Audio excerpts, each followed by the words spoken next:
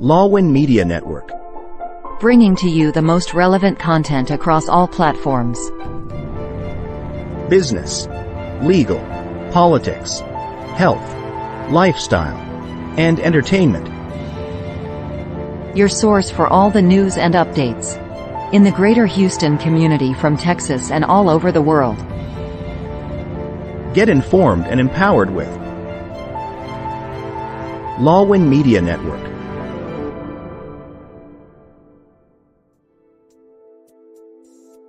The following program is produced by Lawin Media Network. The views and opinions expressed in this program are solely those of the individuals appearing on the show and do not necessarily reflect the views and opinions of Lawin Media Network, its affiliates, sponsors, or partners. The content provided in this program is intended for informational and entertainment purposes only. Lawin Media Network does not guarantee the accuracy, completeness, or timeliness of the information.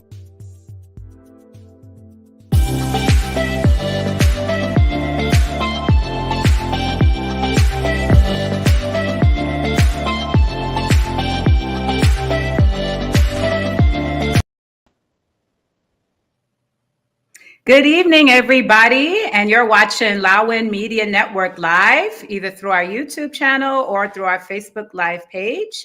And welcome to our third episode of Pink Table Talk. I'm your host, Dr. 𝓾𝓷𝓭𝓮𝓷𝓭. I'm a doctorally prepared nurse, educator, mentor, advocate, mother, and a domestic violence survivor.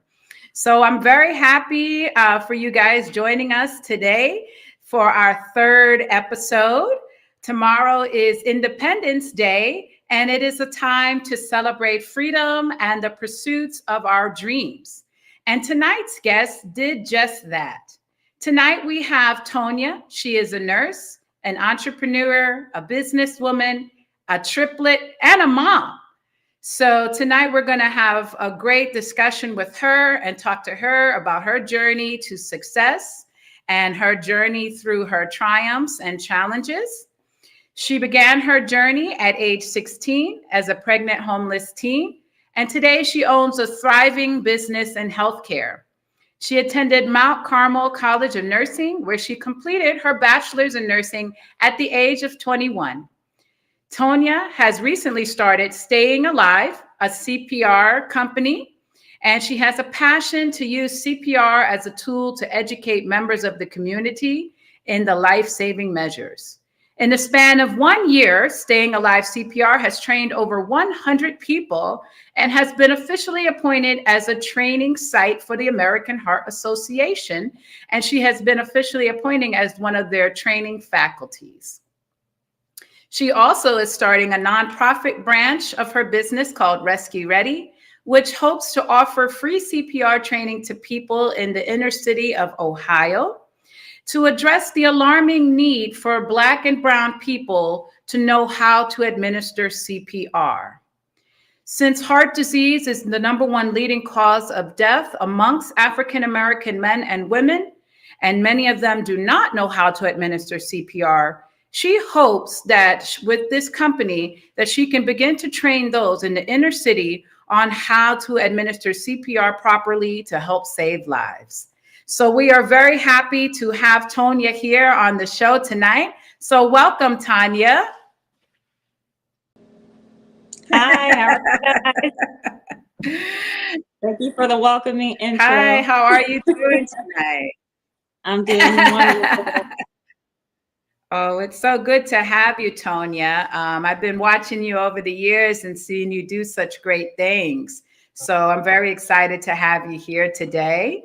And so can you just start by telling us a little bit about yourself and where you come from? Well, as you guys have heard, my name is Tonja. I'm a native of Columbus, Ohio.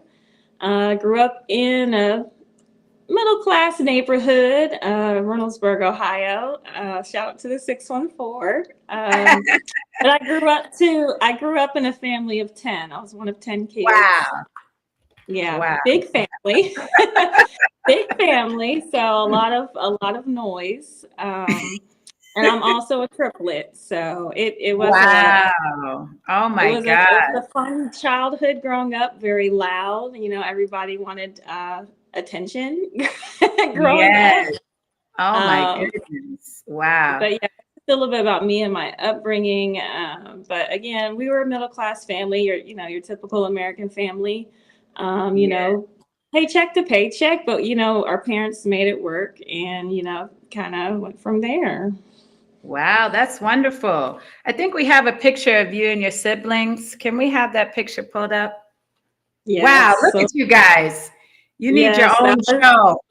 that was for our 30th birthday. That was our rest in peace to our 20s theme. My sister, who was born 1 minute older than me, her name is Tiana, and then I was the second one out, and then my brother was the last one out. We're all 1 minute apart. And Wow, we look have at a that. coming birthday this month, July 29th. So. Oh, wow, how awesome. And you know what I was saying is this is our third episode, and today's July 3rd. So we got the power of three going today. The power of three. Yes, how awesome. That is so wonderful. You guys need your own show, like so beautiful. We're very like-minded. We've actually pondered about it, working about fitness. We're all into fitness. So wow. So healthy and beautiful. That's wonderful. thank you. Yes. So tell us more about your journey, your journey into nursing. What was that like? Yeah, so growing up, we had typical childhood, hardworking parents. But by the time I got into high school, things kind of got tough. That's when the market crashed in 2008, 2009. The economy went into a really, really deep recession. Yes. My mother lost her job. So we went from a 2-family income, and she was the breadwinner, to a 1 income family of, at that time, we had 7 kids still left in the home. So things got really tight. We weren't celebrating holidays anymore like we were used to. Everything kind of just changed overnight. And unfortunately, during those years, my mom, unfortunately, got addicted to drugs and, left the home. So pretty much high school, we were kind of left to fend for ourselves, I guess you would say. Our dad, although he was amazing, he actually isn't our biological father. He adopted us when we were all 3. Wow. But he was just doing the best he could, so he was still working just to keep a roof over our head. And we pretty much raised ourselves through high school. So it was a lot of, there was no guidance. And because of that, we kind of were running free to do what we wanted. And, some things happened. And so unfortunately, I found myself in a very abusive relationship with an older man. I was 16 and he was 24. Oh, wow. And I fell pregnant. Oh, So, wow. I was a senior in high school. It wasn't expected of me to be the one to get pregnant. I was always a straight A and B student. I played basketball my whole life. I had great mentors, traveled the world playing basketball. I actually was offered a full ride scholarship. And so when I got pregnant, it kind of like crushed all those dreams. But I had a really, really inspiring mentor. Her name was 𝘾𝙤𝓛𝓏. And she was the one who inspired me. She was a business owner, entrepreneur. She was working she was a nurse. She was a nurse. She ran a real estate business. I mean, she was all over the place. She was one of our basketball coaches. She was my best friend. Yeah, she was my best friend's mom. Me and my best friend were like sisters. My best friend Ashley. And Carol really inspired me to become a nurse. And although, a lot of people, when I got pregnant, kind of like gave up on me, actually put out of the house because I was pregnant. I love my dad, but he was a strict Catholic, and he was just, there was already 70 other children there. So I ended up on Section 8. But my godmother, my mentor, 𝘾𝙤𝓛𝓏, she never gave up on me. And so she inspired me to go to nursing school, which I was accepted at Mount Carmel College of Nursing. And that's how I began my pathway into nursing. And she's the one who actually gave me my first job as a nurse's aide. She gave me my first job as a nurse's aide at the Ohio State University Medical Center. So, that's kind of how I got into nursing, was from her. Wow. Wow. What an amazing story. It's so amazing when I hear and see all these successful women, but then when you look at their beginning, their start point, and you can see that they had to overcome a lot of challenges, and they had to go through a lot of difficult and hard times. And so seeing you today now, you have your thriving business, you have a beautiful family. People probably wouldn't expect that was your beginning. That was your journey, Yeah, and they don't. And sometimes, I think sometimes we can easily see our success and we forget about that story. And I tell people all the time, I don't share my story enough. Because now I have this beautiful life. I've got 5 children with my husband, and we live in a beautiful home in a beautiful neighborhood. And, we have this success. And sometimes, it's got a little trauma there. But sometimes it's important to share that story to help other women understand that delay is not denial.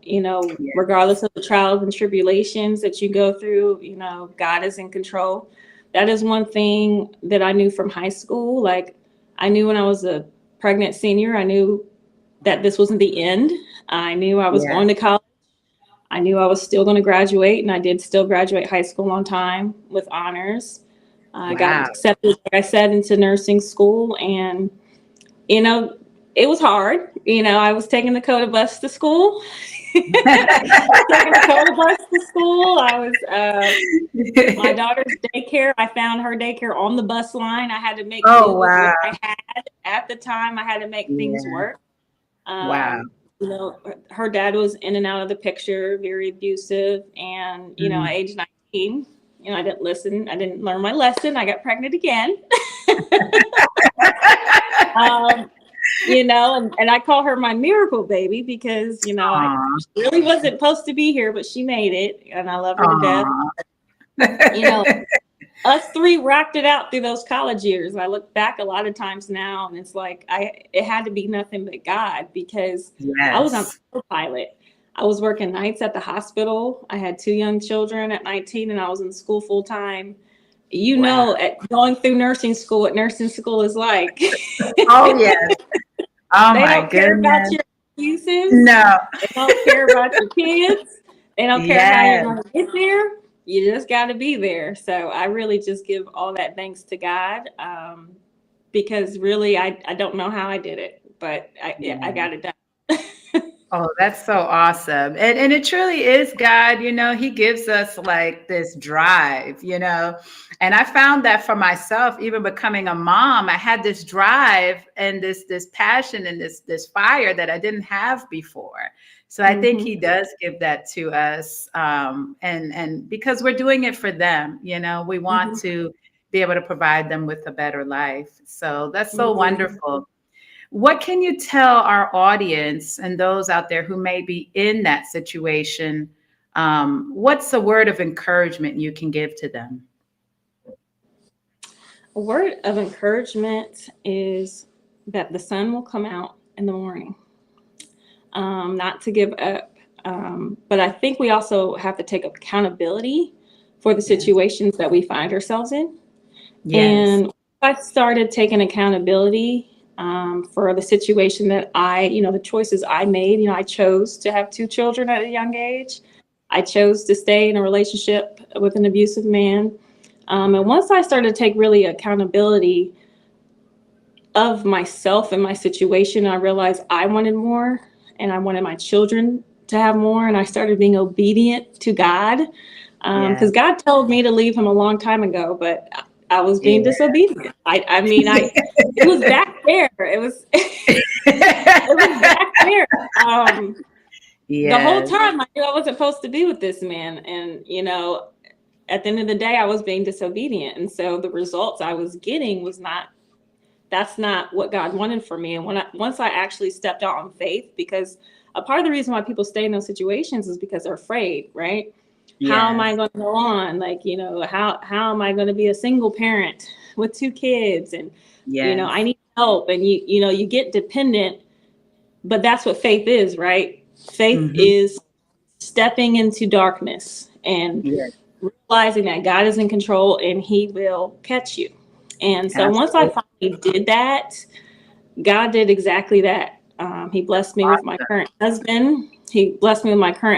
I met him. His name is Tim Lowe. And that's nice. I met this amazing man. I call him my knight in shining armor. I met him senior year of college. And when I mean he stepped in and he filled that gap, he stepped in and started being a dad to my children. Who were 3 and 1 at the time. I was having financial hardships. I was going to lose my apartment. He started paying my rent like right away. Like he stepped in, and God just took it from there. And we actually just celebrated our 10-year anniversary on July 1st. Oh wow! Congratulations. Well, we'll finish with the rest of your story after this break. This has all been so great, a great start to the show. So we'll be right back after this break, everybody. Stay tuned.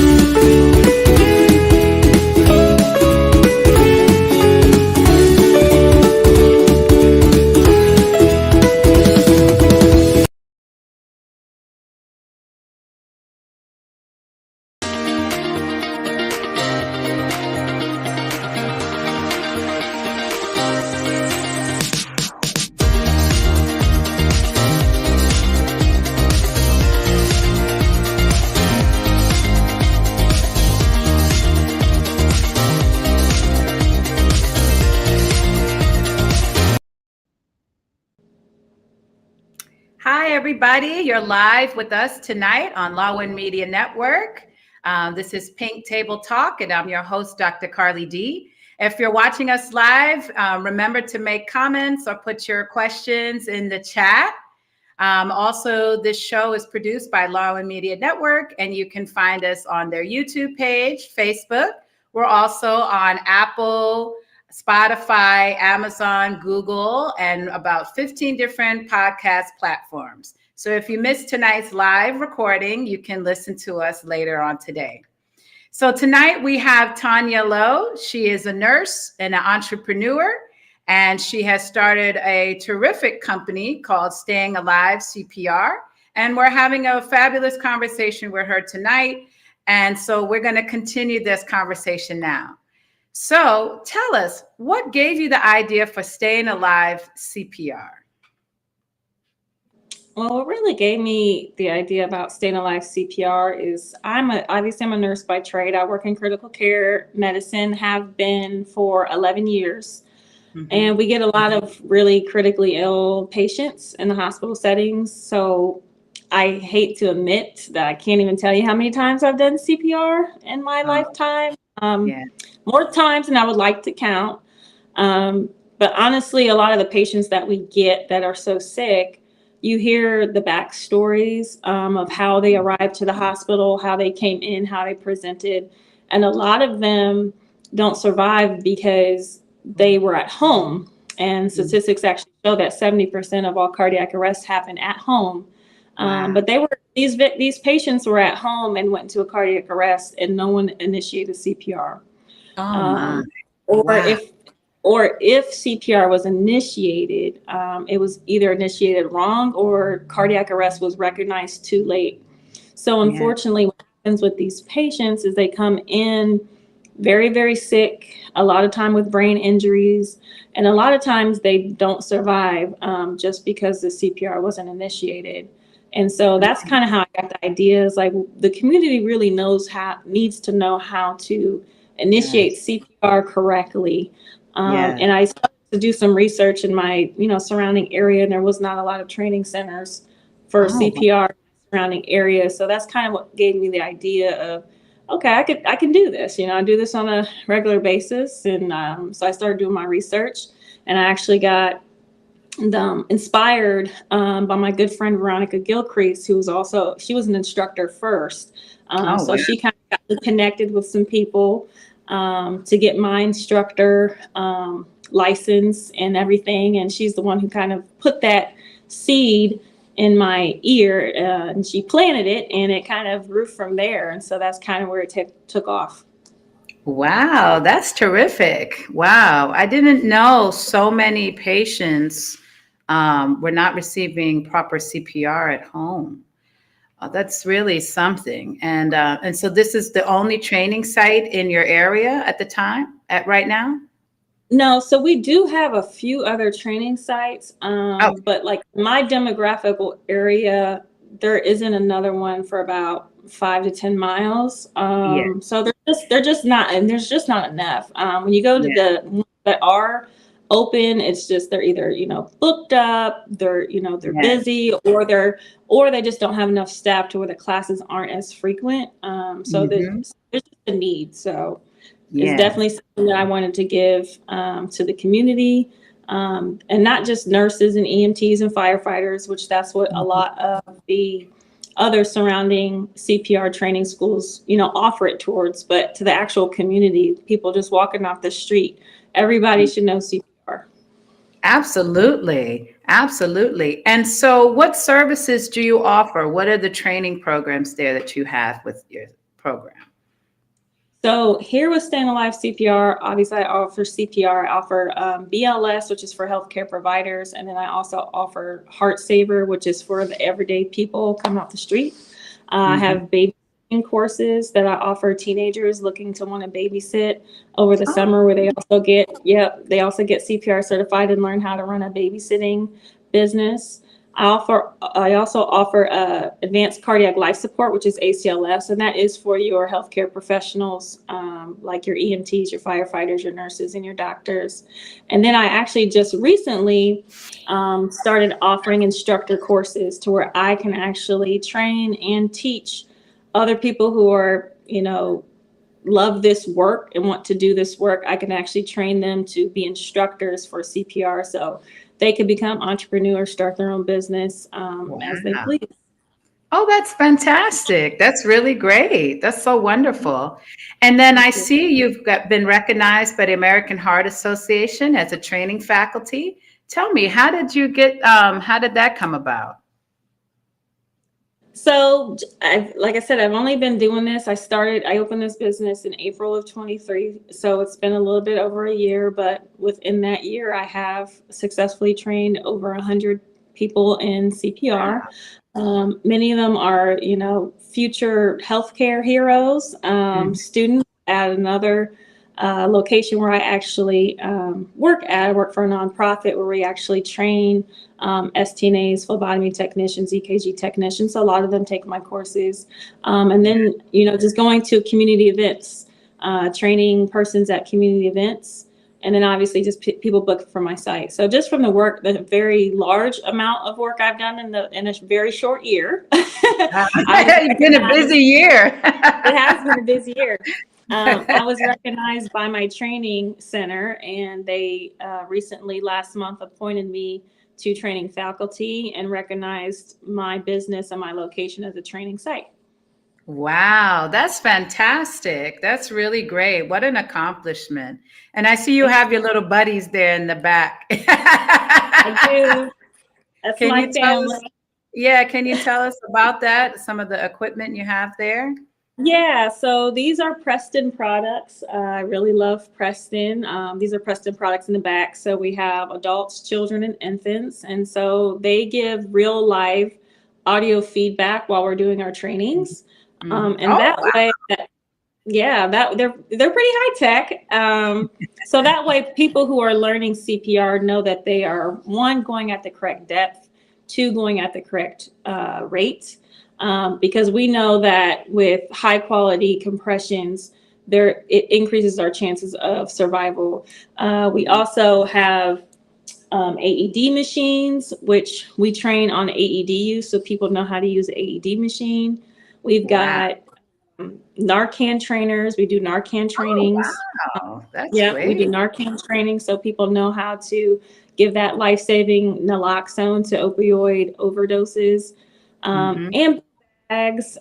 We have actually fake gunshot wounds. A lot of the people like that training where we it's kind of like to stop the bleed. So they like to, dress the wounds, and it's pretty realistic. We get a little messy in here.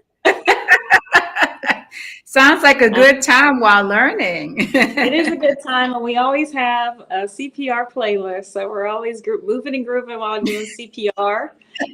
We have a really nice playlist, and it plays songs all to the beat and the rate of what compressions should be held at. So it's a really good time. That's fantastic. That's great. Now, can you tell us about compression quality? Because I don't think a lot of people understand that there is a certain rate and depth that we need to be doing if we are doing CPR so it can actually be effective. Can you explain that to our audience? Yeah, so for one, we need to recognize who our victim is, if it is an adult, a child, or an infant, because that is going to be a difference. But with adult children, we always want to compress about 2 inches deep. And sometimes people don't realize how deep we have to compress to actually compress the heart so blood continues to circulate. And so I always tell my students to look at their index finger and go from knuckle to knuckle, and that's roughly about 2 inches. So it's pretty deep. So children and adults, we're going to compress down 2 inches deep with the heel of our palm in the center of their chest, right in between their nipple line. And we're going to press down hard and fast. And so we always compress at a rate of 100 to 120. My name is called Staying Alive CPR, because if you know the song, Staying Alive, we compress at that beat. That song actually has the same exact tempo of what we should be giving compressions at. Wow. We want them to stay alive. Oh, that's so great. What a great reminder. So now we're going to have people all around the country staying alive. Yeah. So, and then we always do the ratio of 30 to 2 when you're by yourself. So that's 30 compressions and then 2 rescue breaths, 30 compressions and then 2 rescue breaths. And then obviously the number one thing is, call 911, because you don't want to be by yourself while you're doing CPR. You want EMS to respond as quickly as possible to increase their chance of survival. Wow, that's all so great. That's fantastic. And it's so important for people in the community to know, because you never know when you may see an unconscious person, or it could be even one of your family members. So I think that it's extremely important for people in the community to know. As well, like you said, you have the babysitter program. I think that's wonderful.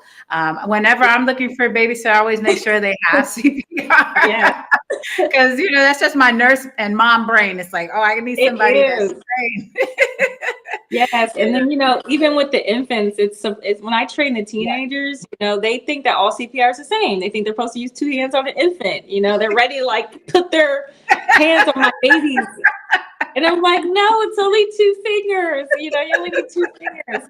So, for infants, it's 2 finger CPR. And it looks like we got some comments. Oh, yes. Let's take a look here. So we have a comment from Christian Toledo. He asks, it's a question.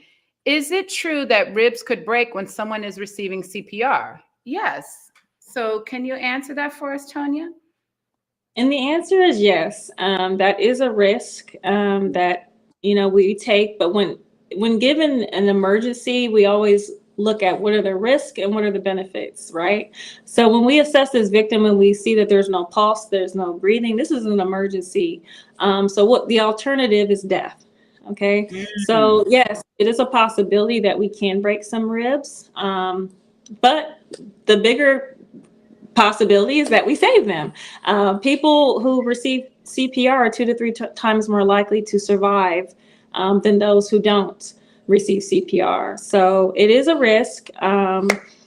There's other risks associated as well, but depending on what state you live in, I live in Ohio.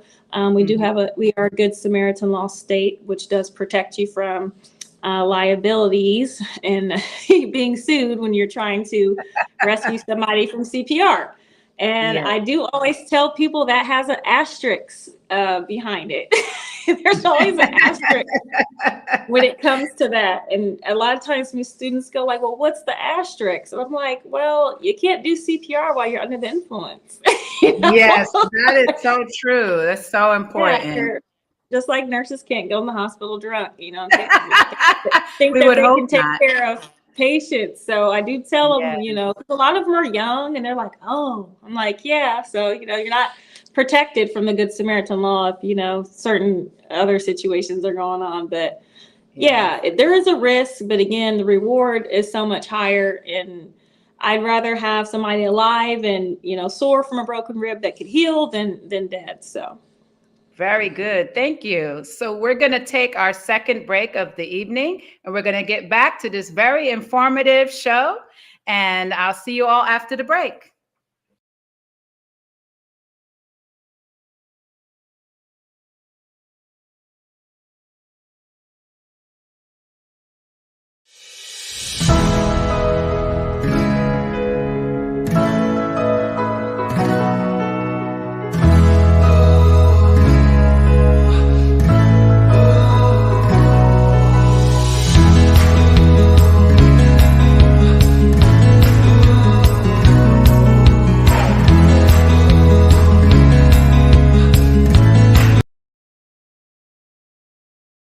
In a world filled with fleeting moments, there's beauty waiting to be captured.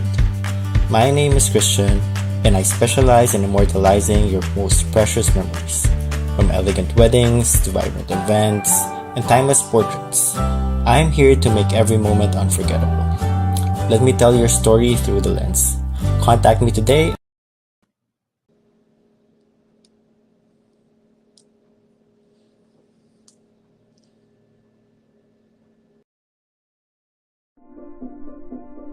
Lawin Media Network. Bringing to you the most relevant content across all platforms. Business, legal, politics, health, lifestyle, and entertainment. Your source for all the news and updates in the greater Houston community from Texas and all over the world. Get informed and empowered with Lawin Media Network.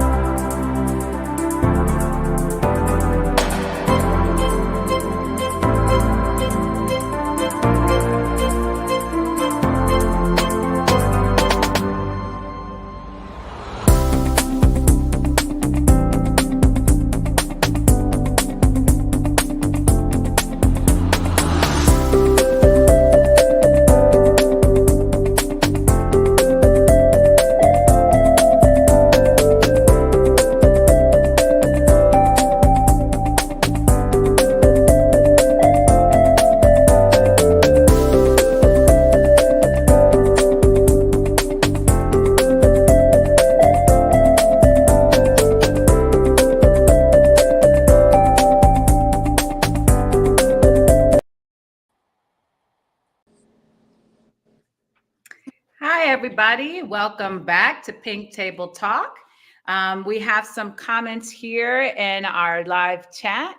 We have a comment from Lawin Media Network saying, very informative show. Thank you. Yes, it's very important that people understand CPR and that there is good quality CPR can help save lives. And then we have another comment from MJ Versosa. She says, great info. So yes, this is all really good info that we've been getting tonight on the importance of CPR and how you began and started your business and all the things that you have journeyed through. Now, can you talk to us about African Americans and heart disease and why it's important for people in the community to know CPR? Yeah, so heart disease is the leading cause of death among African Americans. And a lot of that is honestly related to miseducation. One, the diets that we're eating, okay? Yes. Two, the lack of exercise. And then when we just talk about, diets and exercise, it's also the access, right? What do we actually have access to? And that's the biggest thing that, people say, oh, well, I can only afford this or I can only afford that. But I like to challenge people to do their research, because a lot of the people that, a lot of the patients I talk to when I ask, hey, what's your diet looking like? It's a lot of fast food. And, fast food is expensive, especially when it becomes a habit, every day. So, a lot of African Americans, even, we encourage them to do more home cooking, but then it's also, what are you eating at home? And how, a lot of people don't even realize that some of the seasonings that we are using are high in salt, high in sodium, which could increase your blood pressure, those kind of things. So how are you seasoning your food? What are adequate, reasonable portion sizes? And so that's the reason why African Americans are just dying at, alarming rates. African Americans are 3 to 5 times more likely to die from cardiac disease than our white counterparts. And a lot of this can be prevented just through education, which is why I also do work for a nonprofit organization called NCUS. And under that, we have the African American Male Wellness Agency, where we also do free health screenings every year. So we do target these things to help African Americans live a better lifestyle, know their numbers, so they can do better. Yes, it's so important. And what numbers should they know? So talk to us about that. So at that nonprofit, we screen things like their blood pressure. We screen things like their biometrics. So we're measuring their blood glucose, their blood cholesterol, height, weight, and BMI. We also offer screenings like cancer, colorectal screenings, prostate screenings, because we know that African American men are getting these cancers more often and more likely to die. And for the women, we're also offering mammograms and things like that. But we need to know these numbers, because oftentimes it's the stigma in the Black community, right, not to go to doctors. Yes. Medical mistrust. I think that's medical mistrust. Mistrust, just from the history of what, like the Tuskegee experiment, So a lot of African Americans don't want to go to the hospital. A lot of women don't want to go to the hospital because, we just bear it all, right? We're just told to be strong. We're told to be strong. We're told to be strong. And so with events like these, we're able to bring the hospital to the community. And we make it fun. We bring vendors and food and music, and it's just a good time. So definitely education to help African Americans, and then more people like us in healthcare. We need, I promote all the time, we need Black people in healthcare. We need Black men in healthcare, Black women in healthcare, because you're more likely to trust your sister and your auntie and your uncle and your brother than you are somebody else. And so I actually, within that company, we have a school called NCUS Tech, where we train students for free, and we train them in STNA, phlebotomy technician, and EKG tech. We have more individuals in the healthcare. So a lot of it is just access to those resources, access to that education, access to knowing your numbers, because the better you know and the more you know, the more you're able to actually take care of yourself. So a lot of our students come to our class and they're like, Nurse T, I can't believe I'm learning all this stuff. I'm going to go home and reevaluate my whole life. It's so true, especially the comment you mentioned about the spices. We hear so much about, get lean meats and, change the foods. But, Black people, we love some spice. So we love to spice it up. Garlic salt, onion salt, seasoning salt, soy sauce. Oh, yeah. Yes, and we don't use no measuring spoons. What they say is we pour until our ancestors say stop. Yes. And it's, but that's the number one reason why we've got all this high blood pressure. And, high blood pressure, they call that the silent killer. And that's why it's killing so many of them, because it can go on for years and years and years and be unnoticed. And the whole time it's destroying your organs, specifically, number one, your kidneys, which is why so many African Americans end up on dialysis. And they don't realize that it's serious until they go get their blood pressure checked, and it's 180s or 200s over something, and they're shocked and they're surprised, and they're like, what, I have been having this headache, and sometimes they have no symptoms at all, so it's really, really scary. So the biggest thing is prevention, right? Obviously I train in CPR through my business, but the biggest thing is prevention. We don't want to do CPR in the first place. Yes, that is true. Prevention is always the best. I'm a big advocate for preventing things from happening, instead of just responding to, a situation. So I think that really is just so important. But there is a lack of education in the community. We do have a lot of bad habits that we still need to come out of. It was generational, And, you were talking about dialysis, and growing up, my father, he had kidney failure and he was on dialysis. So I saw the struggle. I saw what he had to go through every day. He actually lasted 10 years on dialysis, which was long for the time. This was during the 90s. But I saw, all the medications he had to take. And it started out with high blood pressure, just like you said. But that medical mistrust, someone in the church said, oh, you don't need those blood pressure pills. You don't need to take them. Pray it away. Just pray and it'll go away. That pressure, that pressure, let's pray that pressure away, and unfortunately that's our culture, and back then we didn't really know as much as we do today. So he stopped taking his medications and ended up going into renal failure and kidney failure. So I saw it firsthand. And then I remember what our life was like after the diagnosis and dialysis. We all had to start eating that low salt. Yes. And we all, we was like, what is this, Dad? Because my father did all the cooking too. So man, he made fried chicken, he made all that good stuff. And then after that, and he had to start cooking healthier. We was like, what is this? This don't taste good. But we learned that, we learned then the importance. So we have a comment in our stream here. So Christian says, Filipinos would say, if your medicine is supposed to be 3 times a day, you take it 1 time and pray the other 2. No, trust your prescription. Follow your doctor's orders. Yes. Yes. Yeah, so that's a whole nother topic. That's a whole nother topic. Yeah, compliance. The rebound hypertension. We see a lot of non-compliant. We can talk all day. Yes. And it's just, we have to culturally kind of get out of it. It will take time, but I think we are moving in the right direction.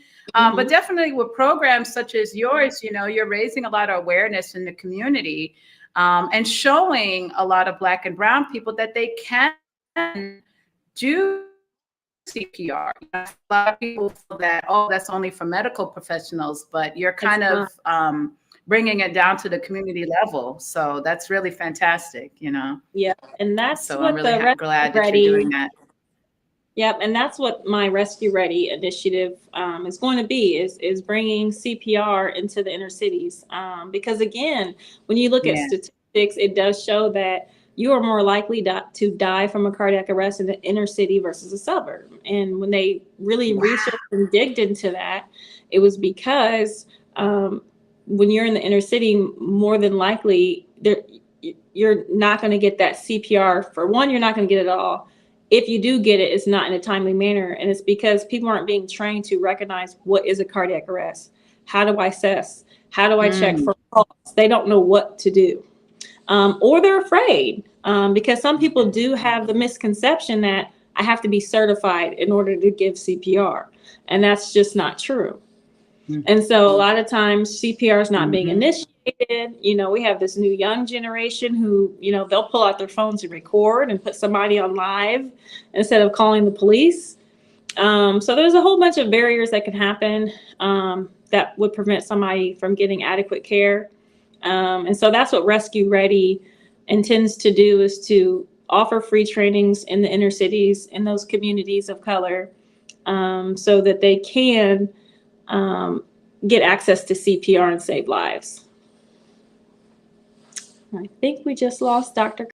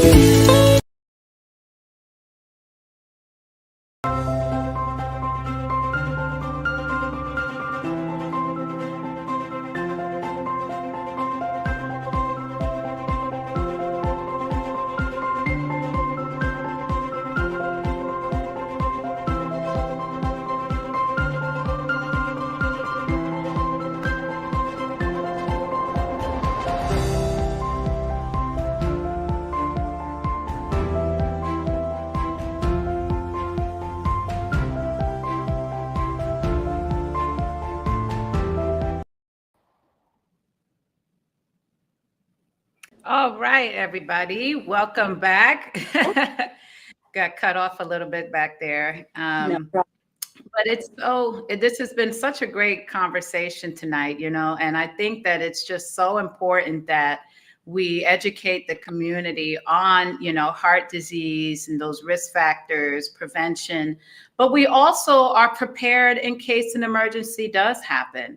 And we want to get people comfortable with doing CPR so that they know that there are the Good Samaritan laws out there and that you can jump into a situation and help to save a life. So I think that this is just really great and tremendous work that you're doing. And it's so fantastic that you have, you know, your own business, you're a mom, you're a nurse. You know, you're doing all these things and juggling all these things. I think that is just fantastic and just truly courageous. So what are some upcoming projects that you have planned for this year? So some upcoming projects is like I said, I'm starting the Rescue Ready, which is an initiative to help CPR trainings in the inner city. I am looking to grow my team. So this year I'm going to be training about 6 to 10 more instructors to continue that initiative, to spread awareness, to do trainings. Yes, so we are offering that. And then again, even with the babysitters, I tell people all the time, like, we train CPR and children as young as 9 years old. As young as 9 years old, as long as they are strong enough to get those compressions, they can learn CPR. So yeah, just continue to grow my business. Everything that I do, as far as even work, like I said, I still work at the bedside. I work as an educator, but everything I do, including my business, is to serve others and give back to the community. So those are just some of the few things. And me and my husband, like I said, Tim Lowe, he's been a strong supporter of mine. We've been married for 10 years. We also have other businesses, including a dump truck business. So we're always just trying to figure out new things, coming into work. That's fantastic. You guys are going for world domination. We're trying, but definitely expanding my current business, getting into a bigger site and just having a bigger touch and an impact into the community for sure. Oh, that's fantastic. That's really wonderful. And you're just such an inspiration for those out there who may have had a rough start, a rough beginning, but there is light at the end of the tunnel, and Sure. that there is something that, if you put your passion and your hard work, and you can achieve your goals, So I think that you're just such a wonderful inspiration to women out there. Thank So you. now tell me more about Uplift Her. You said there's a convention coming up. Can you tell us about that? Yeah, so I also work for NCUS, and part of our umbrella is the Uplift Her branch. And so we actually are coming to Houston, Texas. September, Yay! yes, we are. September 28th. And so what Uplift Her is it's an initiative for women. And so that initiative is to help women lower their risk. And so at that event, it's a free event. It's inspiring. We'll have food, fun, and vendors. But then we'll also have free health screenings for women, because women are actually 2 to 3 times more likely to die from a cardiac arrest. One of those reasons being they're not given CPR, and then the other one is just our symptoms are so vague, and we put ourselves last, right? So this is an opportunity for women to put themselves first for the day and get spoiled and get pampered and get screened and know their numbers so they can lower their risk.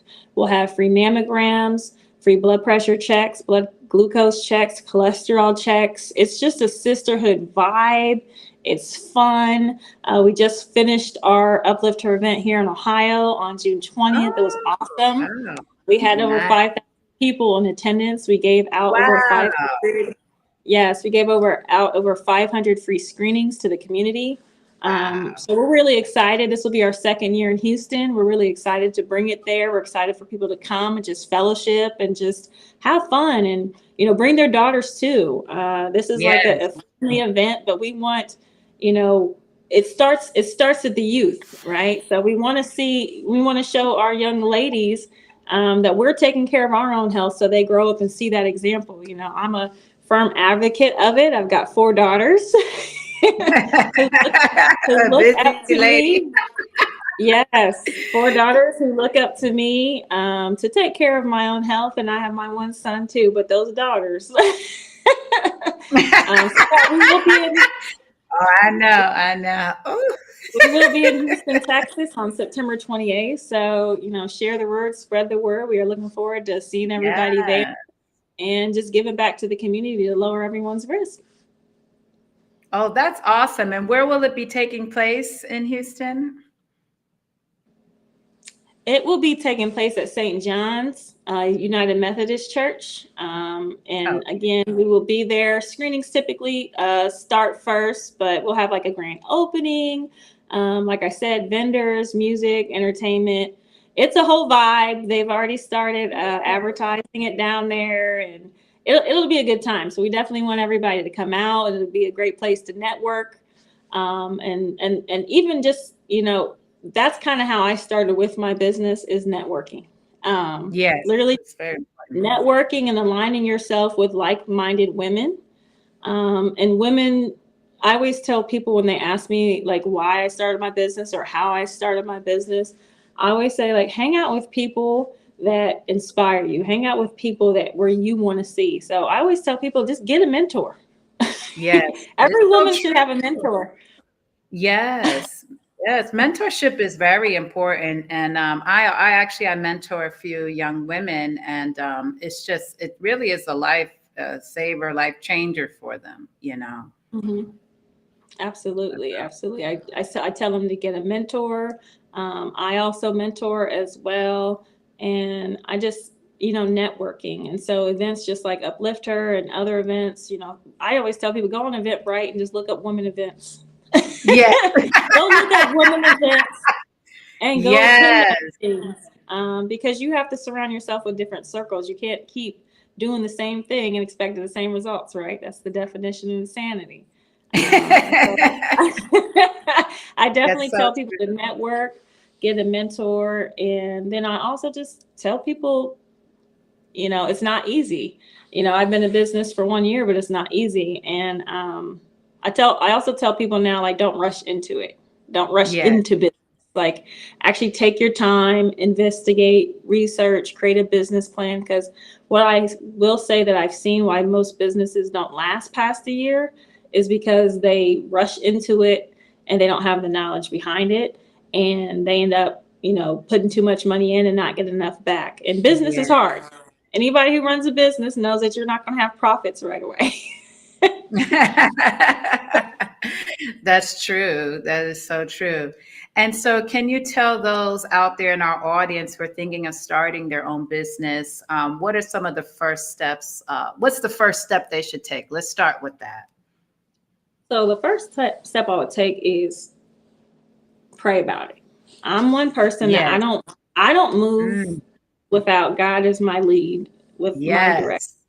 No matter what vision I have, or whatever step I took, whether it was a job, whether it was me marrying my husband, that part. That part. Any business, us opening our businesses, I've always had to pray about it. I've always had to pray about it first, ask God to lead me so I can manifest it. But then it's also like, you have to put in the work. Some people, they have these great visions and these ideas, but at the end of the day, it comes down to hard work. Okay. You have to, magic doesn't just happen. Every successful person didn't just sit on their butt one day and magic happened and they became these millionaires. They had to put a lot of hard work, sleepless nights, hours of thought into it. And then obviously do your research. Do your research about what it is. And then I always tell people too, make sure it's your passion. This doesn't feel like work to me because it's my passion. I feel like it's my purpose and my calling to train, educate, teach, and reach the community. So just make sure it's a passion of yours first. So those would be the first steps, I would just say. And then obviously, making that business plan. Yes. Oh, that's so wonderful. That's such great information. We have a comment from our audience from Eileen Legault. She says, I believe mentorship and networking are crucial for personal growth and also in growing your business. Yeah, and that's so true. You gave us such great pieces of wisdom here and advice for those who are interested in entrepreneurship or in starting their own business. People forget that part. People try to do it all on their own. They try to carry the whole weight of it all. And those are usually the people that end up crashing and burning, especially in that first year. So it's so important for us to, like you said, pray about it. You always got to start with God with anything we do. But then also, get a good mentor, and get some networking done. I'm a fan of Eventbrite. I do like to check and see, what kind of events they have going on. There's definitely lots of events here in Houston. But then networking through LinkedIn is also good to do. And then I have my nursing mentors as well as my spiritual mentors. So we have to be fed and then feed others, and it's a real cycle. It's a give and take. And like you said, it's not overnight. and networking is so awesome because it really is just a conversation. It's just a conversation with, people in a room, and then it's like you get a spark. Oh, you do that? Oh, I know somebody. And most of the business people I know who are wealthy, who are successful, who are succeeding, are not where they are at because their college education or their experience. It came from networking. It came from knowing somebody, and they were able to say your name in a room that you weren't in. Oh, I know somebody, and I know somebody, and so networking, I tell people, goes a long, long way. Yes, it's so true. And it's such great advice for our audience. So for those of you out there who are interested in staying alive, interested in receiving your CPR certification, reach out to Tonja. She has a fantastic school, fantastic business. One more time, can you show us that website there so people can reach out to you and get certified? So we want everybody to stay alive, stay healthy and safe in the community. So I thank you so much, Tonja, for being on our show today. This has been a wonderful, wonderful discussion. And I really appreciate you and continue to do wonderful things. You're a fantastic role model to you and your family. And I thank you so much again. Thank you for having me. Thank you so much. You're welcome.